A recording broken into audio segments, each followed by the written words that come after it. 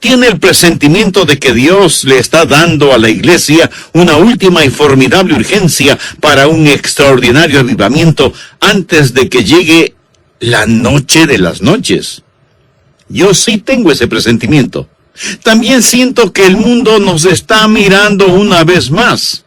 El mundo ha probado casi todo, cada forma de gobierno, toda clase de líderes, cada placer en exceso, todo lo que el dinero puede comprar, el corazón desear y la mente concebir, y no ha encontrado ninguna satisfacción. Y se están preguntando una vez más, ¿tenemos nosotros la respuesta? Y la contestación es sí. Pero cuando nos miran, me pregunto qué es lo que ven en nosotros.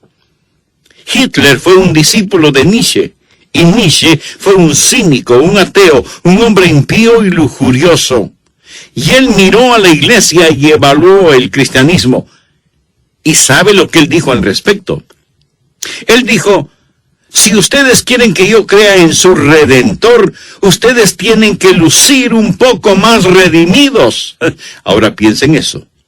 Las ideas que el mundo tiene acerca de Jesucristo no las sacan de la palabra de Dios porque nunca la leen. Las sacan de nosotros. Le voy a dar una descripción de lo que es una iglesia triunfante. Y le pido a Dios que haga de nuestra iglesia esa clase de iglesia. Permítame mencionar los 3 más importantes propósitos de nuestra iglesia. Existe para magnificar a Cristo por medio de nuestra adoración y estudio de la palabra y movilizar a los creyentes en Jesús hacia una madurez en el ministerio y hacer que Jesús sea conocido entre nuestros vecinos y las naciones. Y este es tema de nuestra declaración misionera.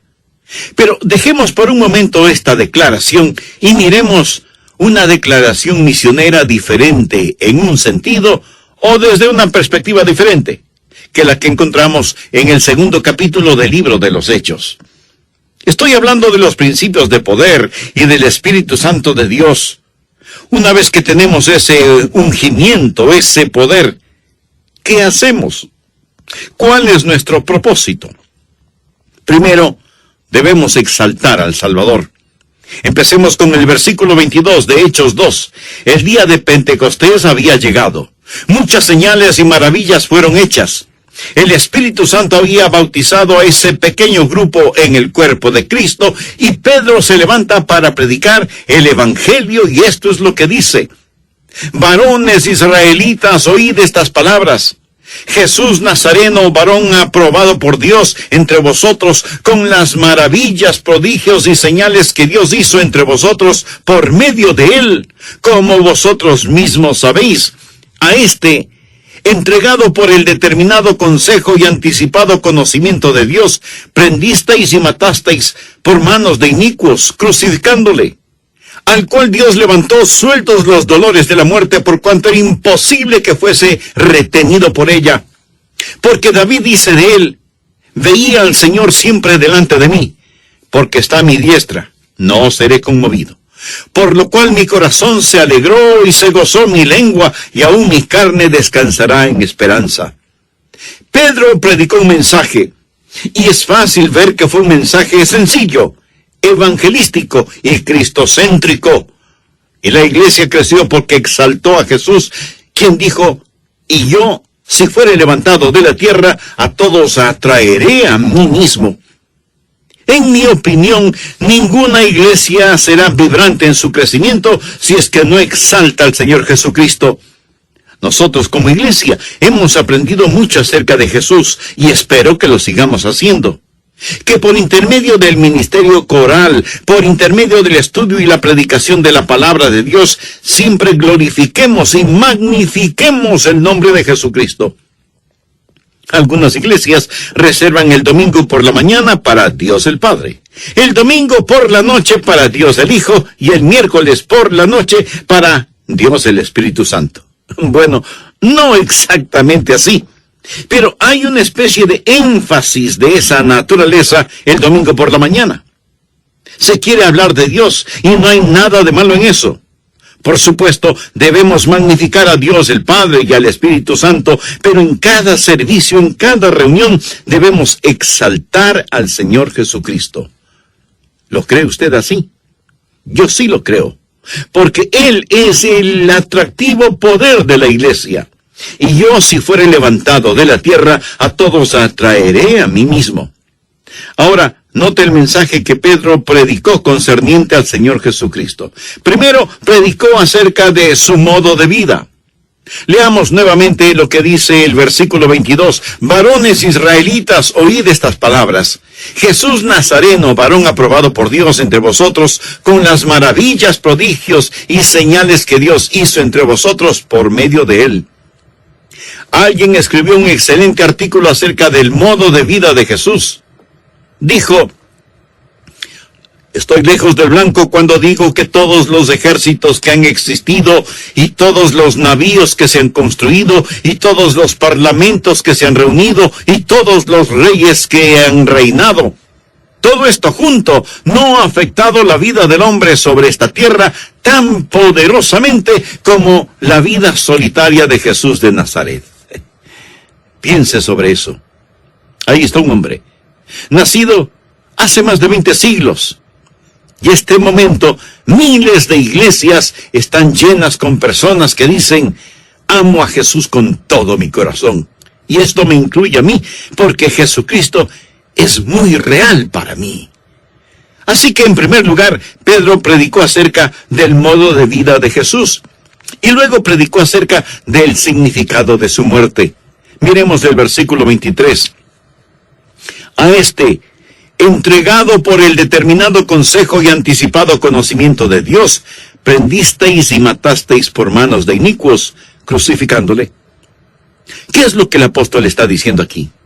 Dice que la muerte de Jesús no fue un accidente, ni tampoco un incidente. Fue planificada desde antes de la fundación del mundo por el determinado consejo y preconocimiento de Dios. Nada estuvo equivocado.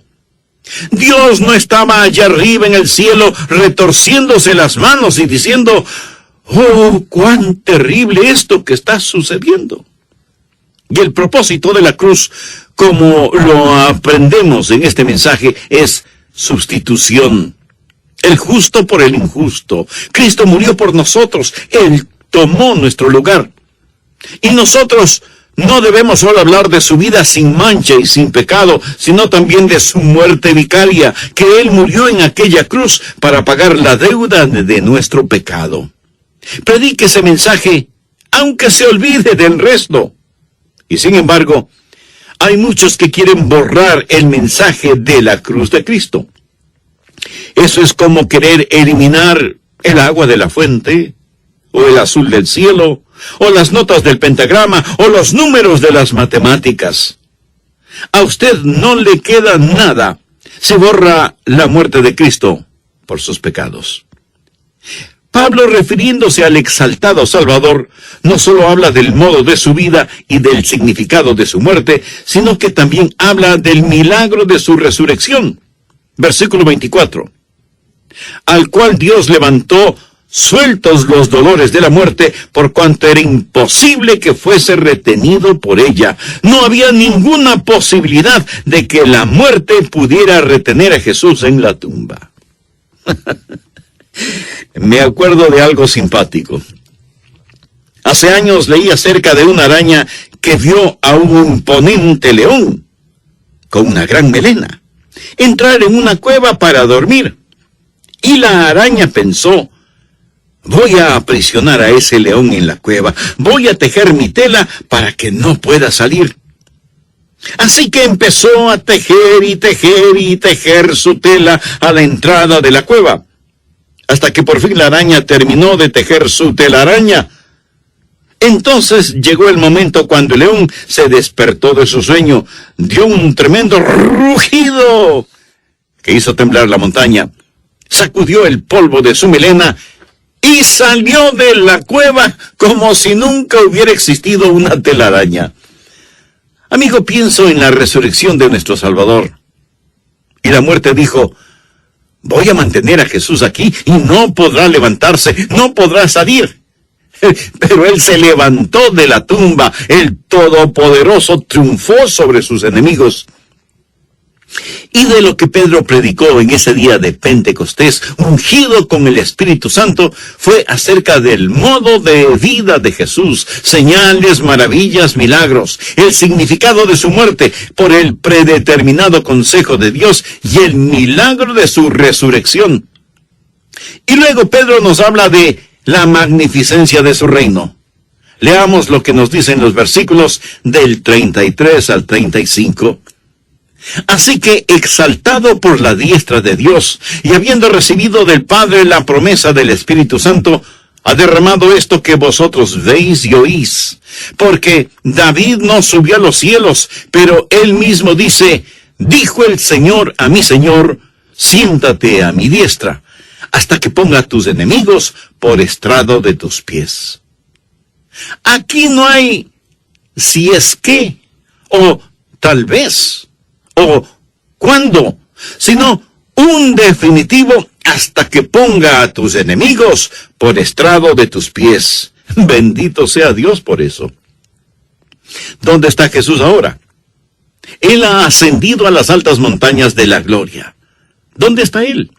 Está sentado a la diestra de la majestad en lo alto, esperando por el momento cuando Dios dé la señal, y Él bajará de su trono para regresar a la tierra y gobernar y reinar. Pero Pedro predicó ese día de Pentecostés que Jesús es exaltado y es el Señor de señores y el Rey de reyes. Permítame decir algo. A lo mejor usted no es un creyente y sin embargo está escuchando este programa. Quiero decirle con toda la autoridad de la palabra de Dios y la unción, función y emoción de mi alma, que un día usted confesará que Jesucristo es el Señor. Independientemente de quién sea usted, un día lo confesará. No importa quién sea ni dónde esté, escrito está.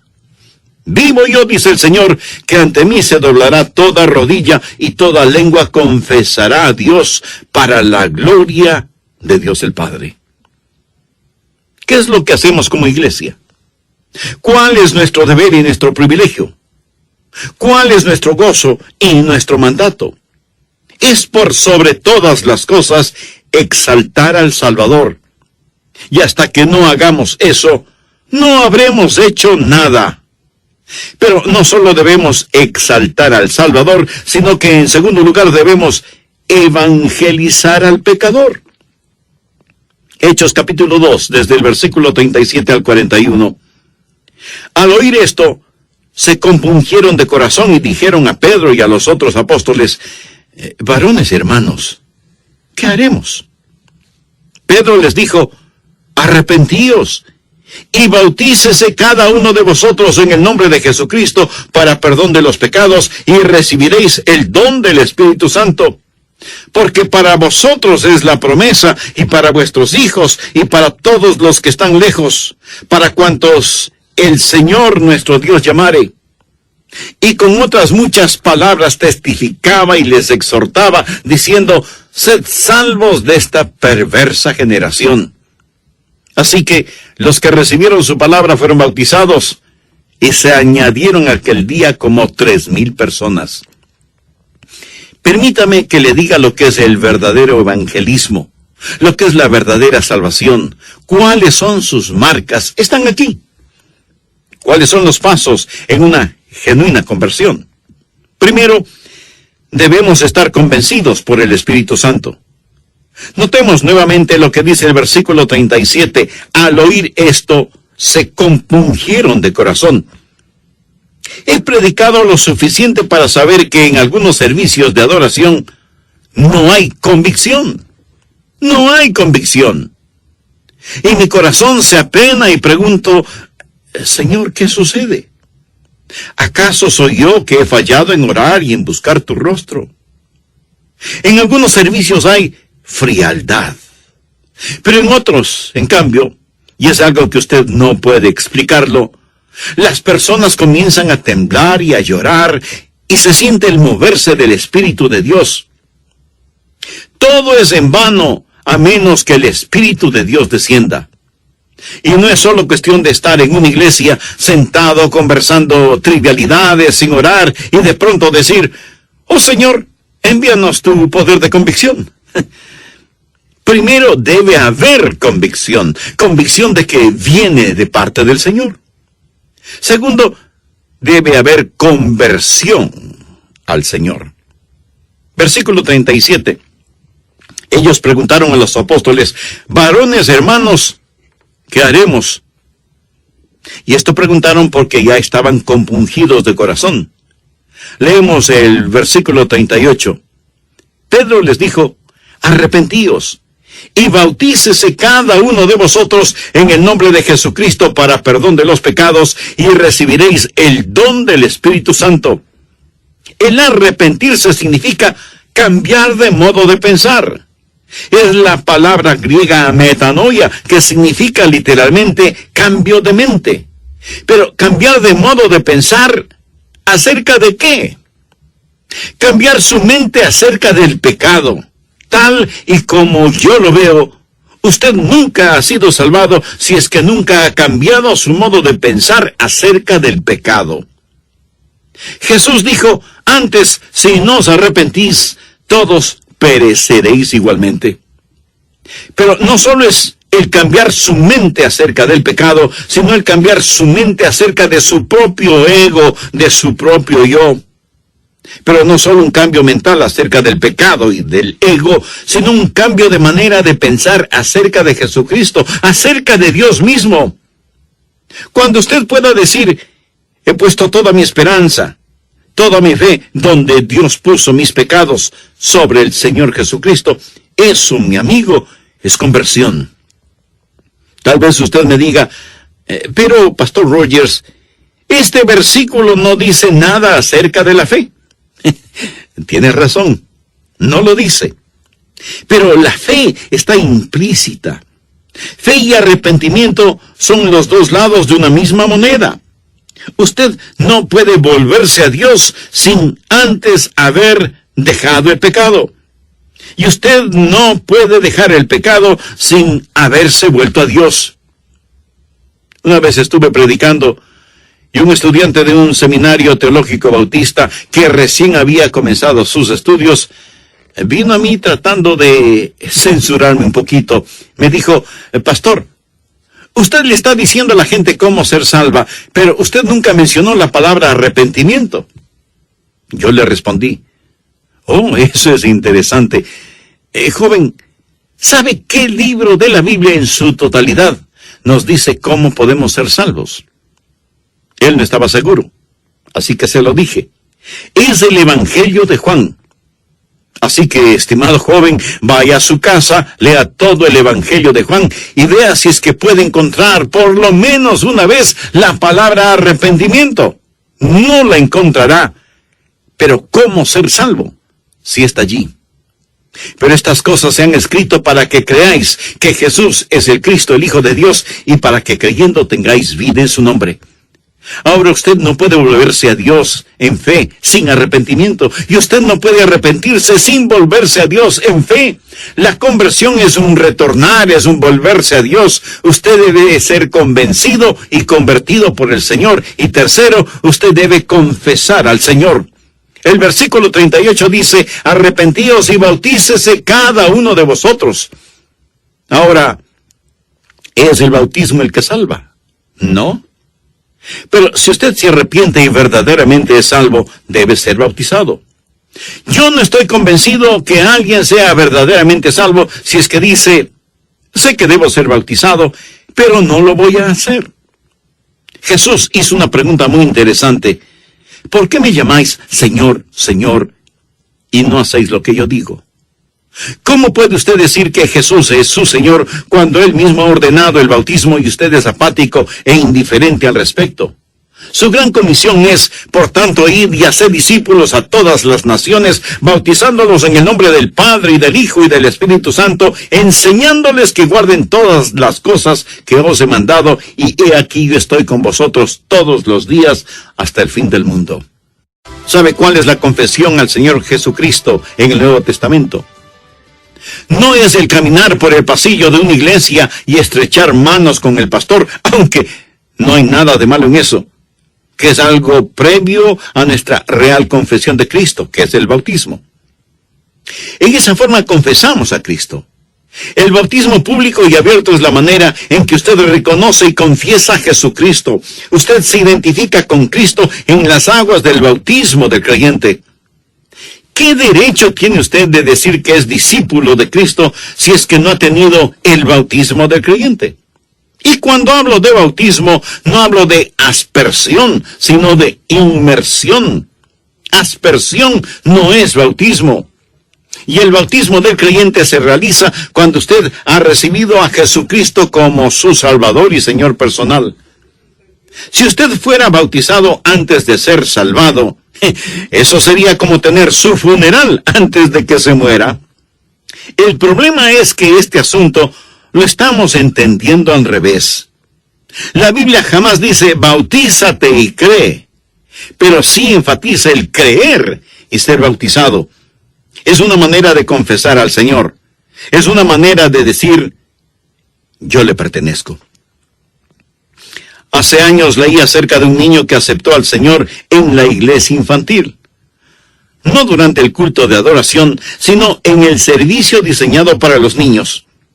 El pastor de la iglesia infantil le dijo a este niño, hijo, ahora necesitas ir al culto grande y decirles que has sido salvado y necesitas ser bautizado.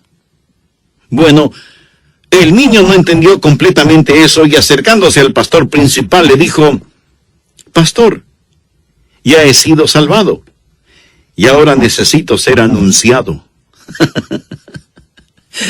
Mi amigo, sin proponérselo, ese niño dijo una gran verdad. Una vez que usted es salvo, necesita anunciarlo. Y cuando se bautiza, usted está haciendo precisamente eso. ¿Qué es la evangelización del pecador? Es la convicción dada por el Señor, es la conversión hacia el Señor, es la confesión del Señor y es el control del Señor. Al final del versículo 38 leemos, y recibiréis el don del Espíritu Santo.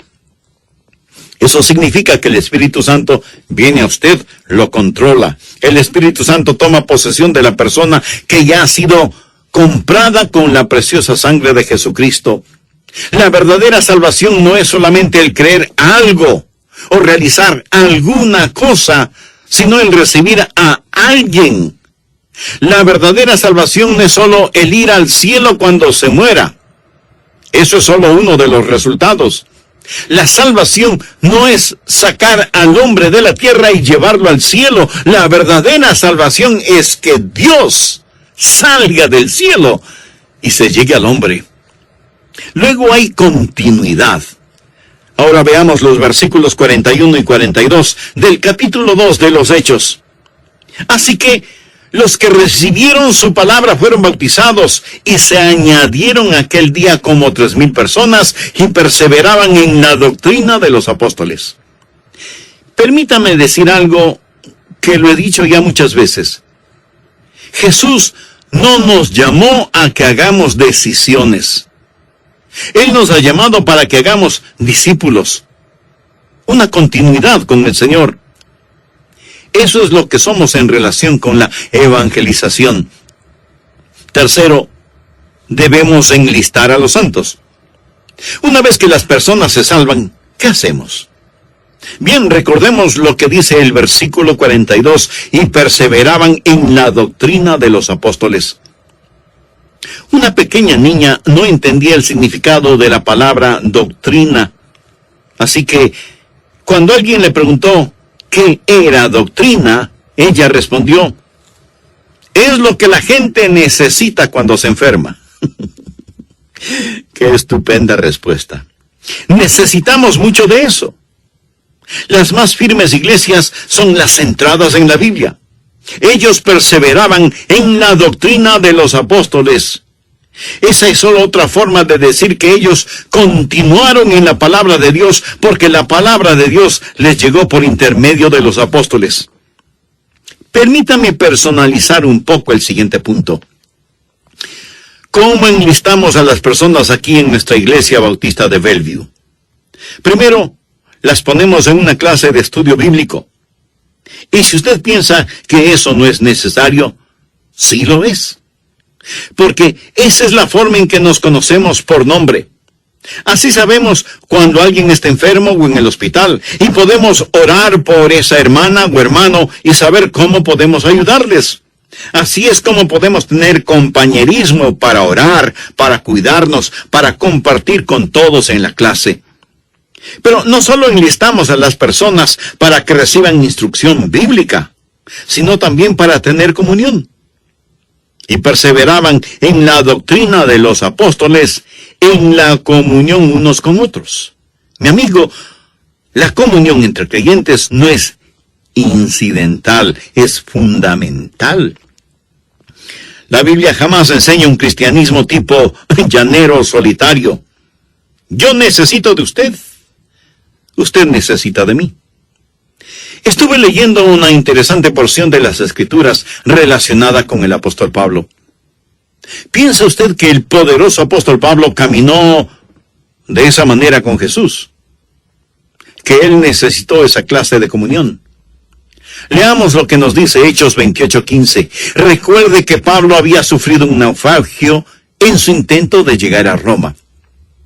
Finalmente llega hasta la costa de Italia y la Biblia nos dice lo siguiente: de donde, oyendo de nosotros los hermanos, salieron a recibirnos hasta el foro de Apio y las 3 tabernas.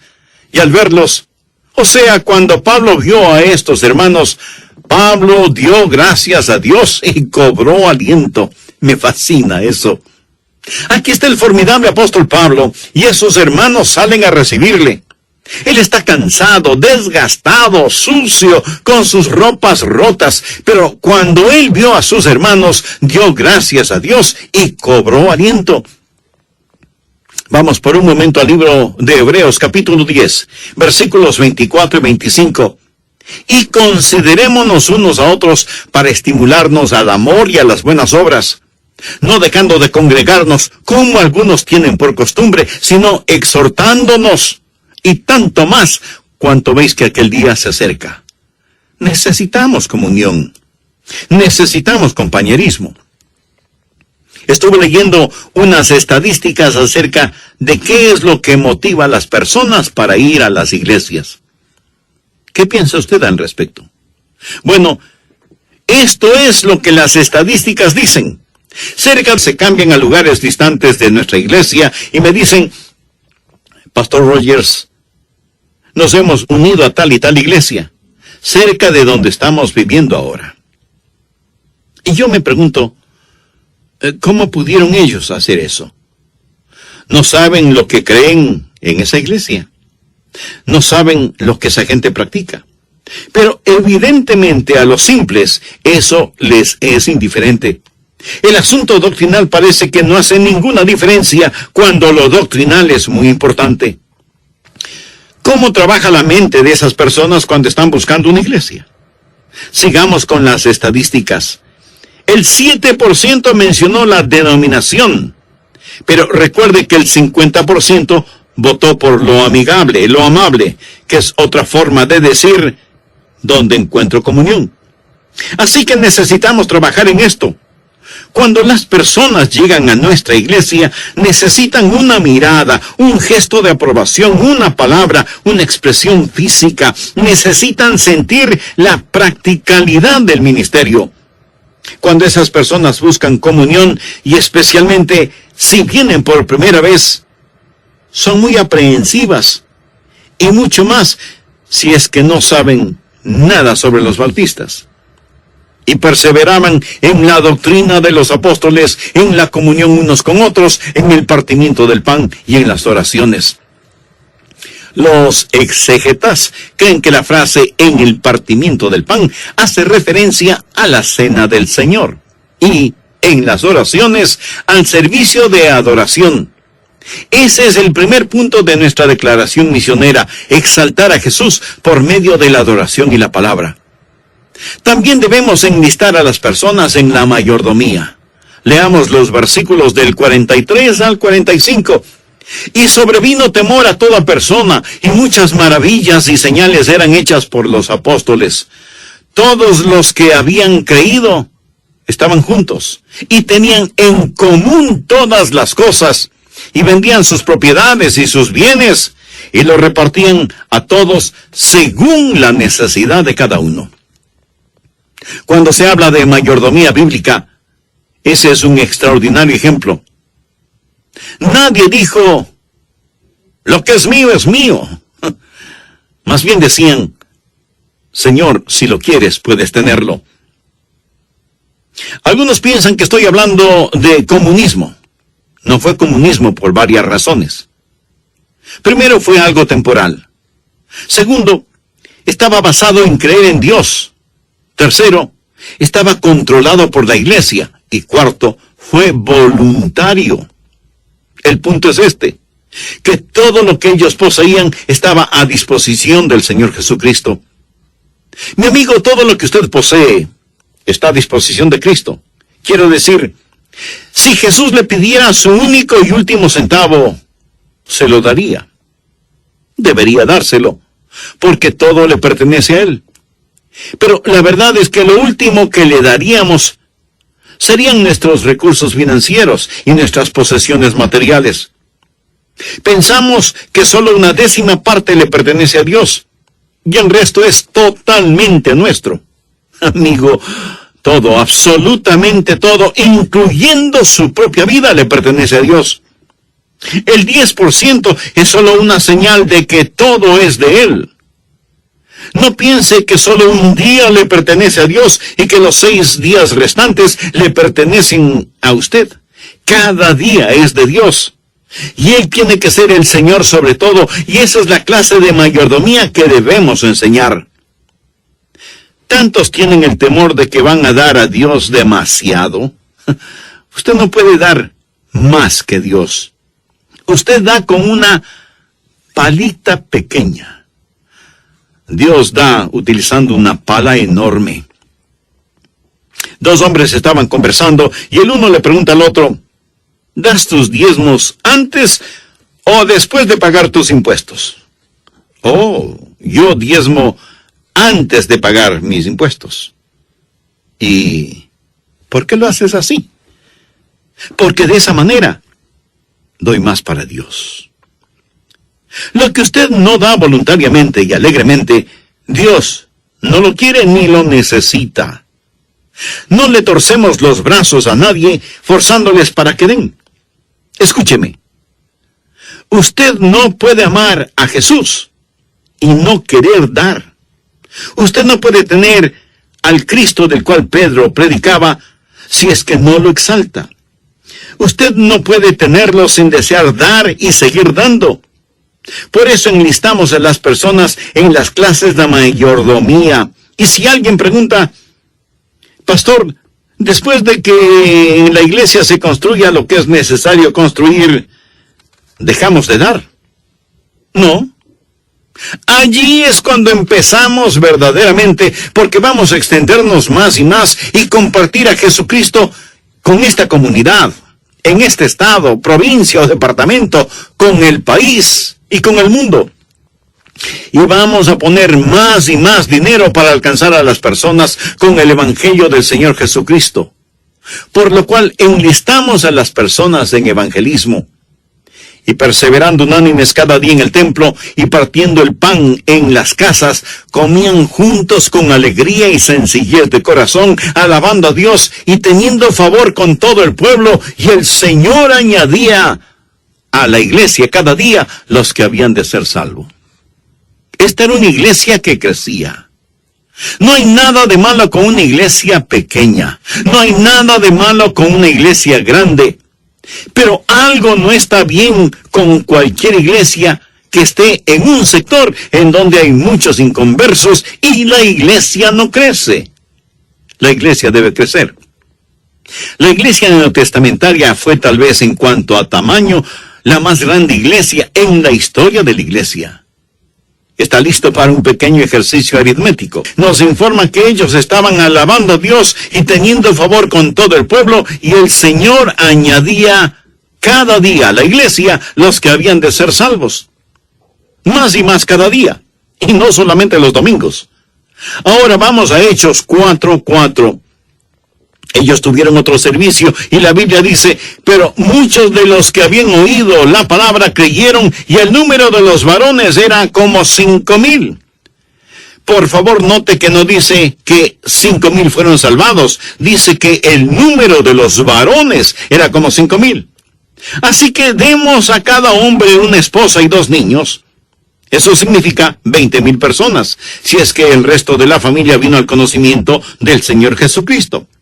Entonces la iglesia que crecía cada día tiene los 3,120 más aquellos que el Señor añadía cada día. La iglesia que bien podríamos calcular en 20,000 más los 20,000 últimos nos da un total de casi 45,000 creyentes en solo unos pocos días. Por favor, veamos lo que dice Hechos 5:28. Los miembros del concilio y el sumo sacerdote estaban llamando la atención a los apóstoles porque predicaban el evangelio de Jesús, diciéndoles, no os mandamos estrictamente que no enseñaseis en ese nombre. Y ahora habéis llenado a Jerusalén de vuestra doctrina y queréis echar sobre nosotros la sangre de ese hombre. De paso, quiero decir que eso es lo que debe hacer la iglesia, llenar aldeas, pueblos y ciudades con el evangelio de Jesucristo, empezando con nuestra Jerusalén. Los religiosos dijeron a los apóstoles, ustedes han invadido, han llenado, han saturado esta ciudad con el evangelio de Cristo. Y ahora veamos Hechos 6:7. Y crecía la palabra del Señor y el número de los discípulos se multiplicaba grandemente en Jerusalén. Recuerda lo que dice Hechos 2:47, y el Señor añadía cada día a la iglesia los que habían de ser salvos. Ya no es una suma, ahora es una multiplicación. La iglesia está creciendo exponencialmente. El hermano D.H. Carroll, fundador del Seminario Teológico Bautista del Sur, dijo que esa iglesia neotestamentaria tuvo una membresía de más de 65,000 miembros en sus primeros 6 meses de vida. Y el Dr. G. Campbell Morgan dijo que esa iglesia tenía más de 250,000 miembros en los primeros 6 meses.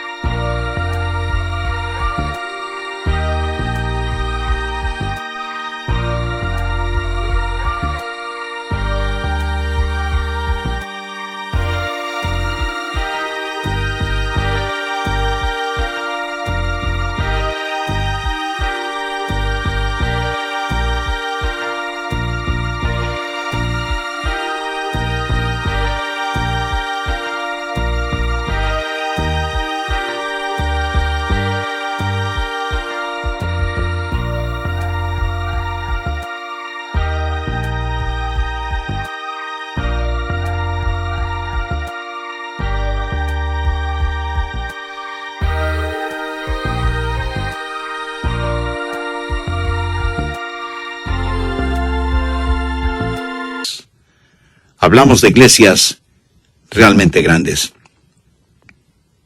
¿Para qué existimos?